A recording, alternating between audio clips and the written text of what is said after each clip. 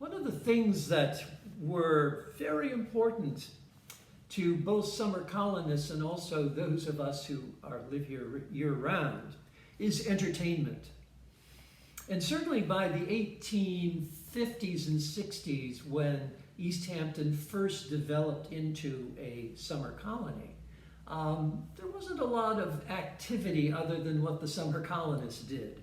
That's why soon places such as the Maidstone Club, Clinton Hall, which was an enlarged theater wing on Clinton Academy building, became very important to the summer colony. And as the summer colony began to grow, they wanted more clubs. They wanted tennis clubs and riding clubs and things of that nature. And these were pretty much, I mean, you could, depending on your status in life, you could be a local and you could certainly be a member, but it was really designed pretty much for the summer people who were pretty well heeled after all. So Guildhall started in 1931, but the idea of an art museum out here started many years before.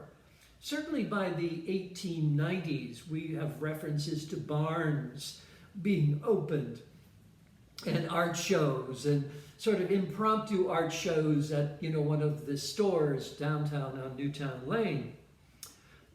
When the Woodhouse family, great benefactors for East Hampton, when they got together and decided that they wanted to do something, they usually did it. And two things are extremely important, and one of them we'll talk about today, and that's Guildhall. In 1921, the old Clinton Academy was vacant. It had been used for the headquarters for the newspaper. It had been one of the first lending libraries out here, but it outgrew all of those things. And as there became more clubs and more areas where people could sort of converse and gather, it just sort of petered out. So by 1921, Mr. Woodhouse decides that it would be really nice, because they had had an exhibition at Clinton Hall, which is what Clinton Academy was called then. They had an exhibition of antiques to show people what it was like in early East Hampton. So he thought that he and some of his friends could get together, put money in, they could tear off the addition, and they could create a lovely area for both gathering on the first floor for concerts and things, and also they could have exhibits up on the second floor. So they decided to have one of the galleries on the second floor be devoted to the visual arts, and the other being devoted to history.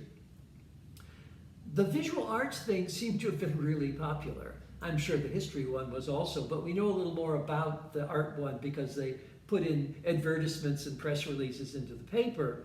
So much so that Mrs. Woodhouse decided that she and her husband should probably, having already created a beautiful library in the community and helped restore Clinton Academy, let's build a museum and cultural center across the street from the library, right, within 2 or 3 buildings of Clinton Academy. So that's when Amar Embry, a well-known architect in New York City, probably mostly known for designing the first zoo, children's zoo in Central Park. He and his wife, she was a landscape architect, were hired to design Guildhall in a very simple, stately, almost neoclassical simplicity. Red brick painted white to pull it all together. And 2 galleries, one in honor of John Drew, the theater, which was always part of the building. Another one of the galleries was named for Thomas Moran. And I think there was another one named for Childe Hassam, representing another generation of the artist colony out here. What made Guildhall really special and unusual, first of all, the name Guildhall. What would we know about what is Guildhall? Is it a museum? Is it, it was a hall based on Old Guildhall in London that was designed for all of the craftsmen and people of that nature. So in the original plan, it had galleries for art and of course had a theater for performing arts.